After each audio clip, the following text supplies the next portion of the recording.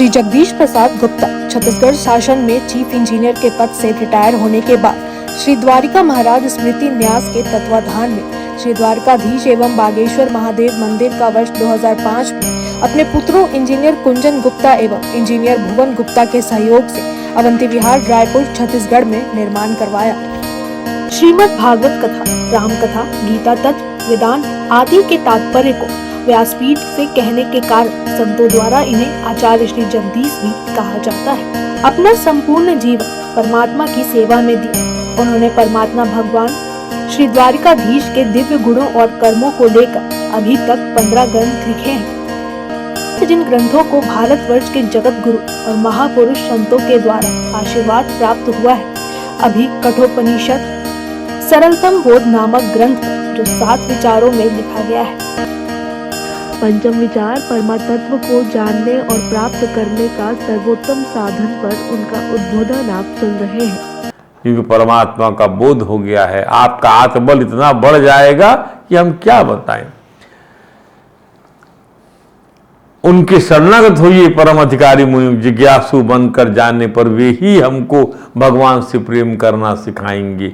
जिज्ञासु बनकर जब जाएंगे तो भगवान से प्रेम करना सिखा देंगे, क्योंकि भगवान से प्रीति ही हमें देह धारण की कर्मफल जन्य दुख स्थिति से मुक्त, भगवान से प्रीति, संसार से प्रीति हमको देह धारण करने वाला बनाएगी, हमको मोक्ष नहीं दे सकती। परमात्मा से प्रीति, यावद न प्रीति मई वासुदेवे, जब तक मुझ वासुदेव से प्रेम नहीं करोगे न मुच्यते देह योगे नितावत, तब तक देह के योग से देह धारण करने से छुटकारा नहीं मिलने का। ध्यान दीजिए, जीवात्मा तो माया से पराजित हो जाता है। महतः परम अव्यक्तम, वो माया भगवान की वो अव्यक्त है, वो भी वो जीवात्मा से प्रबल है, अपने आप नहीं जीत पाता। महामाया मायामय रास्तों को ज्ञान से परे अंधेरों से पार करना दुर्गम है। मायामय रास्तों को, माया में जो रास्ते हैं उनको वो अज्ञान से परे अंधेरों से पार करना दुर्गम है।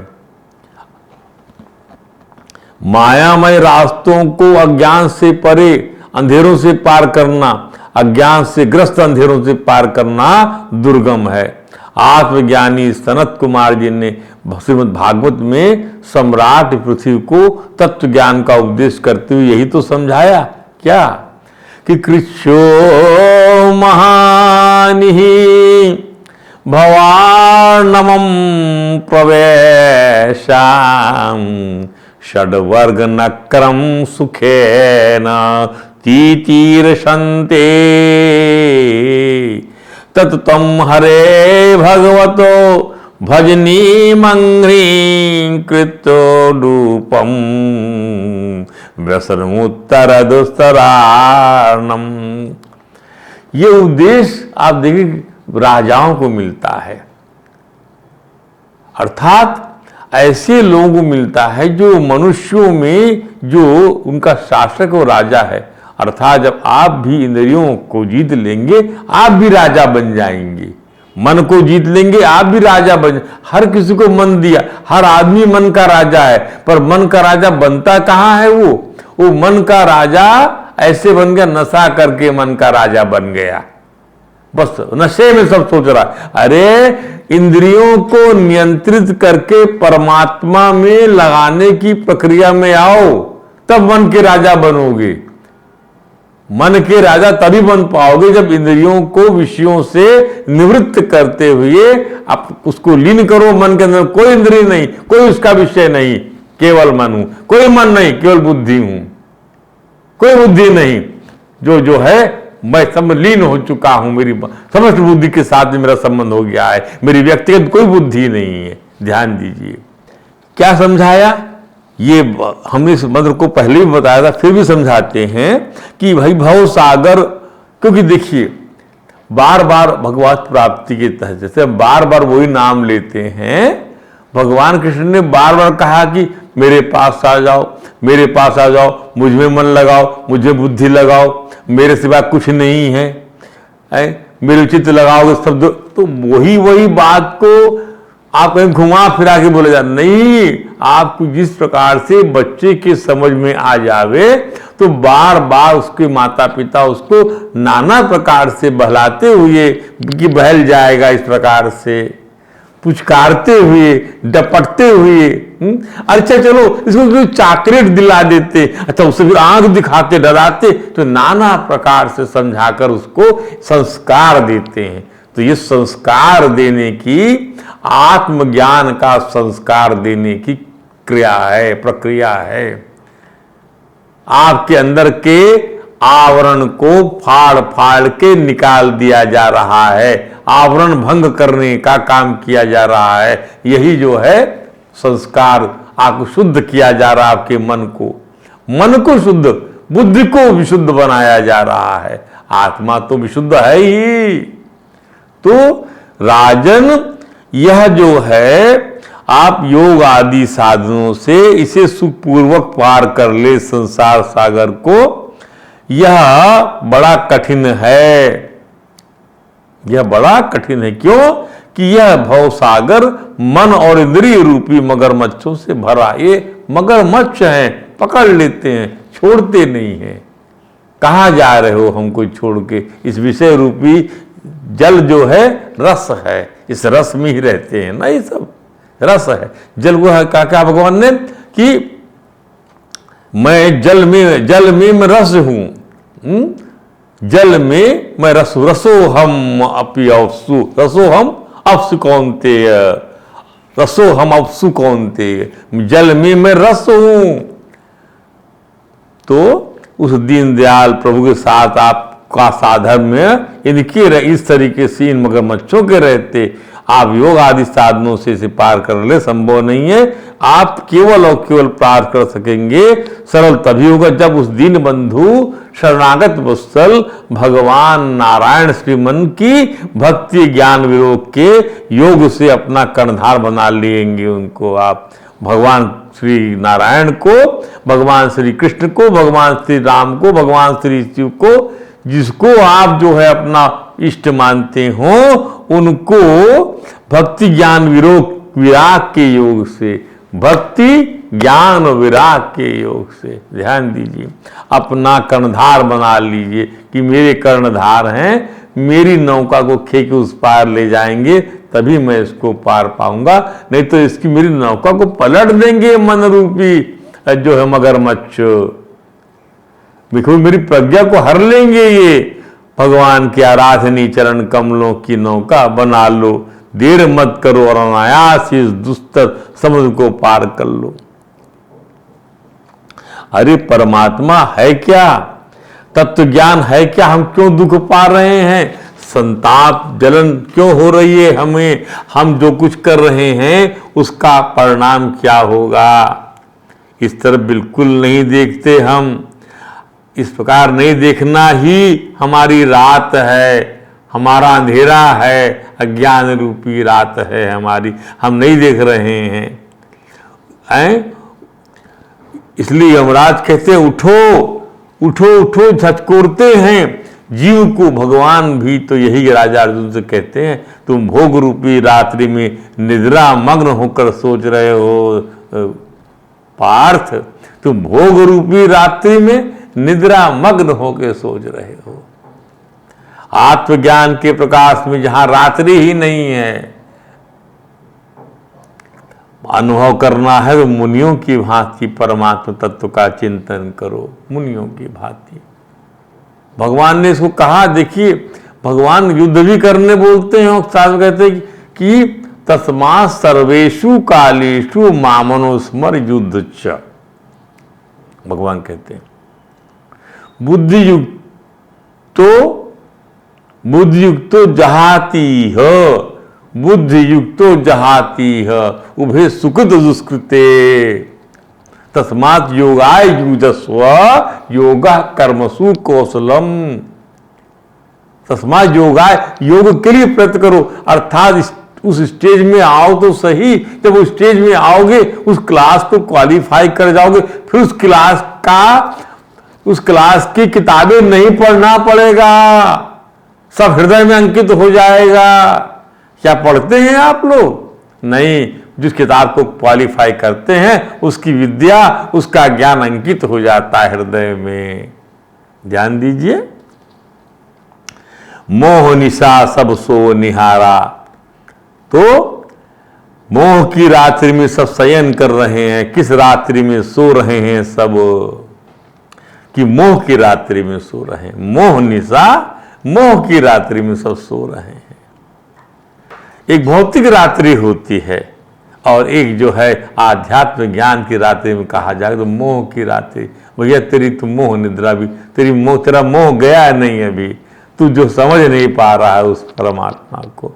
जब तेरे को संसार से तुझको जो है सुख के बजाय तुझे जो है कष्ट पहुंचाएगा, तेरे अपने ही लोग तुझको कष्ट पहुंचाएंगे, तब कुछ सोचने लगे अरे क्या, मैंने किसी को नहीं देखा जो कहा कि नहीं भाई मेरे साथ ये अनुभव नहीं जुड़ा है। अरे कहा जिसके साथ मैंने अच्छा किया सब मेरे साथ उन्होंने बुरा किया। एक भी ऐसा आदमी बता दो, इक्का दुक्का, तो उनका डाटा कम है। ध्यान दीजिए, अपवाद की बात नहीं करते हैं, अधिकांश तो यही होता है। तो किस रात्रि में सो रहे? मोह की रात्रि में। जैसा कि मूढ़ सोचते हैं कि हम देह के बिना कैसे रहेंगे, हम देह के बिना कैसे रहेंगे, देह के बिना, इस खाने के बिना कैसे रहेंगे, इस पहनने के बिना हम कैसे रहेंगे, ये कपड़ा चाहिए, ऐसा ही भोजन चाहिए, ऐसे इन नातेदार के बिना हम कैसे रहेंगे। कहने का मतलब सभी मोहित है और मूर्छा के साथ। इसका अर्थ समझिए, इसका अर्थ ये नहीं कि अच्छा खाना पीने के लिए मना कर रहा है आपको वेदांत।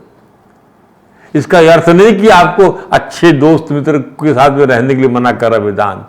आपको ये ज्ञान तो होना चाहिए कि इन सबके रूप में हमको परमात्मा को ही देखते, ये सब कुछ परमात्मा को हम भूले तो नहीं है। यदि मान लो इनसे हमें कुछ कष्ट भी होता है तो भी हमें दुख ना हो। मतलब हमने अच्छा खाना चाहा है मान लीजिए, और हमें अच्छा खाना नहीं मिला तो हमको मुस्कुराहट होनी चाहिए थोड़ी देर के लिए। यदि हमें क्रोध भी आए तो ऐसा आए क्रोध कि भाई इसको अच्छा भोजन बनाए, प्रभु की इस सृष्टि में अच्छा भोजन भी तो है। साग पत्ता खाने वाला वन जीवन यदि मिल जाता है कर्मवश, तो वहां भी आनंद है, वहां भी मौज है। जैसे भगवान ने कहा, आज दीन मोहि कानन राजो, जहां सब भांति मोर बड़ काजू। आज कानन का राज्य दिया, जंगल को राज्य क्यों नहीं समझते आप? अरे जो आज देखिए मुझे याद पड़ता है, अब श्री अन्न बन गया, कोदो कुटकी, ये जितने मोटे मोटे अन्न हैं इसको श्री अन्न कहा जा रहा है। इसमें ज्यादा पौष्टिकता बताई जा रही है, बच्चों को खिलाया जा रहा है। और पहले ये जो है निम्न कोटि के अन्न माने जाते थे। तो ये समझ की बात है। उनकी तो सभी लोग मोहित हैं कि हम रात कैसे रहेंगे। तो ये स्वप्नावस्था नहीं छूटती, सपने में अपने अभाव की पूर्ति कर लेते हैं। अरे आपको आपकी सद्धर्म, आपका सत्कर्म, आपका अपना परमात्मा ये व्यवस्था बनाता है, आपकी व्यवस्था बनाता है। आप अपने आप को आत्मबल से संपन्न तो बनाइए, आत्मबल से निर्मल बनाए हुए को। तो आत्मबल ही आत्मा को आपने पुष्ट नहीं किया परमात्मा के सानिध्य में, और अपनी नासमझी से आप सबको नष्ट कर डालते हैं। ऐसा ही हुआ है भारतवर्ष के अंदर में। इसलिए अपने आप को पुष्ट बनाइए, अपने ज्ञान को। इसलिए शस्त्र और शास्त्र दोनों की आवश्यकता प्रतिपादित की गई है। कहाँ शस्त्र होगा, कहाँ शास्त्र होगा। ध्यान दीजिए, आपकी समझ में क्या आ रहा है। यदि शास्त्र उठा के किसी को मारा आपने, शस्त्र उठाकर, तो हमको ये समझना ना हम मारने वाले ना वो मरने वाला है, ये भावना होना चाहिए। तो ये क्या हो गया, ये शास्त्र की आवश्यकता हो गई। पर उस शरीर को आप कैसे खत्म करेंगे जिस शरीर में अज्ञान वास कर रहा है, ऐसा सोचना है। और शस्त्र शास्त्र, तो शस्त्र की बात ये हो गई, तो शस्त्र उठा के आप ये काम करेंगे। और अस्त्र उठाकर, तो ये सब चीजें इसी प्रकार से, क्योंकि क्योंकि आदि भौतिक, आदि दैविक और आध्यात्मिक 3 किस्म के आपकी जो है ये रूप में भगवान ने अब एक हृदय और 3 भाग में अपने विभाजित कर लिया आपने, तब ना ये गुणात्मक प्रकृति का व्यवहार आप देख पा रहे हैं। और हम तो हमारी सपनावस्था नहीं छूटती है, हम मूर्छाग्रस्त हैं, सोए हुए हैं, कैसे रहेंगे हम बिना सोए हुए। तो सपने में अपने अभावों की पूर्ति कर लेते हैं, सपने में सुखी हो जाते हैं, प्रेसी के स्पर्श का अनुभव कर लेते हैं, प्रेसी के स्पर्श का अनुभव कर लेते सपने में, स्वाद भोजन मिल जाता है, जिसको नहीं मिलता तो सपने में ना देखता है वो। और लोग कहते हैं हम तो मजा लेते हैं, सोते थोड़े ही हैं। अरे स्वप्न की अवधारणा से घोर पतन में अपनी जीवनचर्या को मत डालिए। उत्तिष्ठ उत्तिष्ठता जागृत प्राप्य वरान निबोधता। आप जो है परमात्म प्राप्ति की दिशा में बढ़ना है तो जो है बार बार एक बार में उस जगह पहुंच। यदि आप किसी मंजिल किसी जगह पते पे जा रहे हैं और बार बार रिक्शा वाला आपको घुमा रहा है या बार बार गाड़ी या बाइक घूम रही है तो क्या है, पूरी ऊर्जा का ह्रास हो रहा है, पता ही नहीं कर पाए कहाँ जाना है। तो यही जग जामिनी जाग ही जोगी, ये जगत रूपी रात्रि में यही जग जामिनी, क्या कहा, यही जग जामिनी, इस जगत रूपी रात्रि में यानी अज्ञान रूपी रात्रि में योगी जागता है जिसको ज्ञान है, जाग ही योगी। उनकी दृष्टि परमार्थ पर रहती है, अथवा जो परमार्थ और प्रपंच में अपना रिश्ता नहीं जोड़ते और मस्त रहते हैं अपने प्रभु में, सजाति विजाति और सुगत भेद से। ज्ञान ही तब ही जीव जग जागा, जब सब विषय विराग विलास विरागा। तभी आपको हम समझेंगे कि आपकी निद्रा चली गई, आप निद्रा मुक्त हैं, जब विषय विलास विराग, आपको विषय विलास, विषय से रमने की जो आपकी मना स्थिति है, मनावृत्ति है, उससे आपको विराग हो जाएगा, डिटैचमेंट हो जाएगा, जुगुप्सा हो जाएगी। छी छी छी, परमात्मा के लिए नहीं होके इस देह के लिए हुआ है।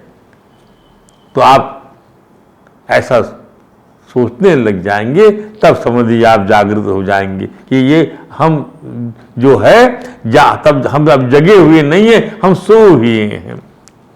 भगवान यम ने आत्मज्ञान को, ब्रह्म ज्ञान को छुरी की धार पर पैर रख के चलने के समान दुर्गम इसलिए क्यों बताया, ध्यान दीजिए। और इसलिए इन तमाम योगों की आवश्यकता क्यों पड़ती है, क्यों ऐसे उपदेश की प्राप्ति पड़ती है। सत्पुरुषों के पास जाकर क्यों माता देवहूति ने अपने पुत्र कपिल से ज्ञान लिया, क्यों राजा अर्जुन ने भगवान कृष्ण से ज्ञान लिया, क्यों उद्धव जी ने भगवान कृष्ण से ज्ञान लिया, बताइए। क्यों संकर्षण देव राजा चित्रकेतु ने कैसे संकर्षण देव से ज्ञान लिया, कैसे देवर्षि नारद जी से प्रचितागणों ने ज्ञान लिया, ध्यान दीजिए।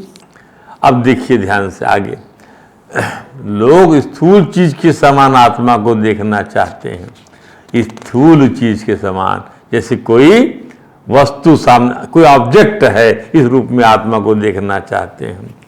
तो स्थूल चीज को देखने से देखने का अभिमान होता है। क्या देखा आपने, हार देखा, तो हार देखने से क्या हुआ, अभिमान हो गया, कि धारणा बन गई कि हमने मोतियों का हार देखा या हमें ऐसा हार मिल जाए, धारणा बनी ना। अरे जैसे हम मोतियों का हार देखते हैं ना, वैसे ही हमको अपने उस हार को देखने की शक्ति देने वाला, हमारी आंखों को देखने की सामर्थ्य देने वाले उस परमात्मा को भी देखना आना चाहिए ना। हम चाहते हैं ऐसे ही हमको वो दिखाई पड़े, तो नहीं दिखता, नहीं दिखता वो तो। ध्यान दीजिए, अपने देखने वाले को भी अपनी आंखों से हम देखना चाहते हैं, अपने देखने वाले को। हमारी जो आंखों को दिखाता है उसको आंखें क्या देखेंगी, पुस्तक आंख को देख सकती है क्या, नहीं। और आंख जहां से पावर पा रही देखने का उसको देख सकती है कि नहीं? आप आंख बंद करोगे तो भी वहां पे क्या है? वहां प्रकाश है, अनुभूति है, ये है आपको। स्थूलता का बोध नहीं होता, ध्यान दीजिए। अरे इतनी तो समझ होनी चाहिए कि विषय अपने प्रकाशक नेत्र को, माने ऑब्जेक्ट अपने को प्रकाशित करने वाली आंखों को नहीं देख सकता, उसी प्रकार प्रकाशक नेत्र भी अपने प्रकाशक आत्मा को, माने दृष्टा को नहीं देख सकते। तो हमारी आदत पड़ गई है, स्वामी जी कहते हैं, स्वामी अखंडानंद जी, कि हमारी ये आदत पड़ गई है कि क्या, कि दुनिया की जो चीज देखने की जो हमारी आदत पड़ गई, उसी आदत को लेकर के हम आत्मा का दर्शन भी करना चाहते हैं, उसी बात को लेकर। तब भीतर भी कहते हैं कि हम देखने वाले और आत्मा दिखने वाला एक होता है। बाह्य पदार्थ एक होता है, बाह्य पदार्थ, और एक होता है उसका ज्ञाता, एक होता है बाह्य पदार्थ जो बाहर में रखा हुआ और उसको जानने वाला, एक उसका ज्ञाता। इस प्रकार का हमारा अभ्यास पड़ गया है कि एक पदार्थों के समान आत्मा को भी हम दृश्य बनाकर, पदार्थ बनाकर देखना चाहते हैं। क्यों नहीं देख पाता हमारा आत्मा हमको, क्यों नहीं दिखता? ध्यान रहे कि दृश्य के रूप में अपने आप को ग्रहण करने की जो पद्धति है, दृश्य के रूप में अपनी आत्मा को, उसका नाम अन्यथा ग्रहण है, ध्यान दीजिए। अदरवाइज जो है रिसीव करने का प्रोसेस है, जो कि अमान्य है, क्योंकि दृश्य जो हो रहा है वो दृष्टा नहीं हो सकता। आत्मज्ञान की रीति अलग है। वो क्या है? जिस पदार्थ के ज्ञान की रीति अलग है, यानी आत्मज्ञान की रीति अलग है, क्योंकि वह स्थूल पदार्थ शरीर का नहीं है, और जो दृश्य पदार्थ है, जो स्थूल पदार्थ है, उसको जानने की रीति अलग है। किताब को जानने की रीति अलग है, मूर्ति को जानने की रीति अलग है, लेकिन मूर्ति को, किताब को जो जान रहा है, उसको जानने की रीति अलग है। इसलिए कोई कहे उसने आत्मा को देख लिया, तो मानिए उसने नहीं देखा। विज्ञातम अविजानताम, मैं जान लिया, नहीं अविजानताम, ही हैज नॉट नोन, नहीं जाना है उसने। आत्मज्ञान जो नहीं जाना है, ऐसा बोलने वाला ही, जो आत्मज्ञान जो नहीं जाना, ऐसा जानने वाला ही जानकार माना जाएगा। यस्य अमतम तस्य मतम, यस्य अमतम तस्य मतम। मेरा मत कहाँ काम करता है वहां पर? तो क्योंकि मत से परे है वो, तो वहां पे मत का काम ही नहीं है, वो हो प्राप्त। इसलिए प्राप्य वरा निबोधता, तत्वज्ञानी लोगों के पास जाओ, वो आपको ज्ञान देंगे। ध्यान दीजिए। अब इसलिए भगवान ने कहा क्या कि आत्मज्ञान का पथ दुर्गम क्यों है, इस बात को समझा रहे। क्यों कहा गया? क्या कि क्षुरस्य धारा विशिता दुरतया दुर्गम पथा कवयो पदंती, कहते हैं दुर्गम पथ है ये। क्यों दुर्गम है? जिज्ञासु जो है, आप जिज्ञासु भक्त हैं, आप अपनी आत्मा को जानना चाहते हैं, उस समय आप बढ़ रहे हैं। आपको पैसा भी भगवान ने आपको पैसा दिया, आपके दुखों को दूर कर दिया, पर उसके बाद भी क्या तृप्ति हुई? उसलिए भगवान का नहीं, जिज्ञासु भी एक प्रकार से मेरा भक्त है, ज्ञानी बनाना चाहते हैं भगवान। ज्ञानी भगवान को बड़ा प्रिय है। तेषाम ज्ञानी नित्य युक्त एक भक्ति विशिष्यते, वो समझ जाता है ज्ञानी केवल परमात्मा के सिवाय कुछ नहीं है। समाप्त करते हैं। कल आपको नए विचार में प्रवेश कराएंगे। ब्रह्म को बिरला ही क्यों देखता है? जय श्री कृष्ण।